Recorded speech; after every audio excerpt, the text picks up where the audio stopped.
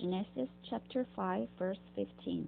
When Mahalalel had lived 65 years, he became the father of Jared. And after he became the father of Jared, Mahalalel lived 830 years and had other sons and daughters. Altogether, Mahalalel lived 895 years, and then he died. When Jared had lived 162 years, he became the father of Enoch. And after he became the father of Enoch, Jared lived 800 years and had other sons and daughters. Altogether, Jared lived 962 years, and then he died. When Enoch had lived 65 years, he became the father of Methuselah. And after he became the father of Methuselah, Enoch walked with God 300 years, had other sons and daughters. Altogether, Enoch lived 365 years. Enoch walked with God, then he was no more, because God took him away. When Methuselah had lived 187 years, he became the father of Lamech. And after he became the father of Lamech, Methuselah lived 782 years and had other sons and daughters. Altogether, Methuselah lived 969 years, and then he died. When Lamech had lived 182 years, he had a son. He named him Noah and said, "He will comfort us in the labor and painful toil of our hands caused by the ground the Lord has cursed."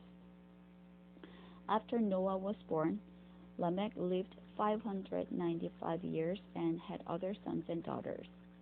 Altogether, Lamech lived 777 years, and then he died. After Noah was 500 years old, he became the father of Shem, Ham, and Japheth. Chapter 6. When men began to increase in number on the earth and daughters were born to them, the sons of God saw that the daughters of men were beautiful, and they married any of them they chose. Then the Lord said, "My spirit will not contend with man forever, for he is mortal. His days will be 120 years."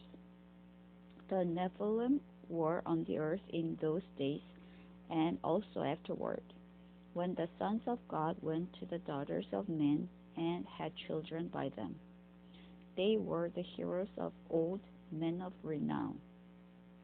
The Lord saw how great man's wickedness on the earth had become, and that every inclination of the thoughts of his heart was only evil all the time.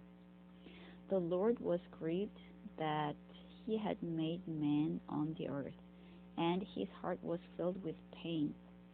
So the Lord said, "I will wipe mankind, whom I have created, from the face of the earth, men and animals, and creatures that move along the ground, and birds of the air, for I am grieved that I have made them." But Noah found favor in the eyes of the Lord. This is the account of Noah.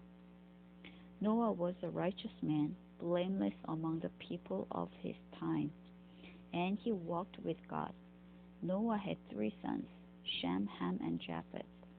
Now the earth was corrupt in God's sight and was full of violence. God saw how corrupt the earth had become, for all the people on earth had corrupted their ways. So God said to Noah, "I am going to put an end to all people, for the earth is filled with violence because of them. I am surely going to destroy both them and the earth.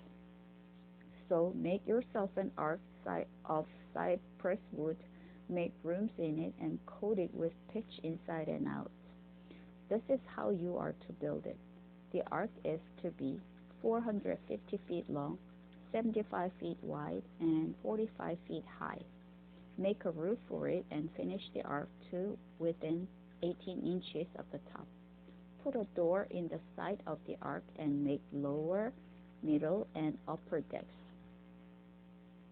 I'm going to bring floodwaters on the earth to destroy all life under the heavens, every creature that has the breath of life in it. Everything on earth will perish.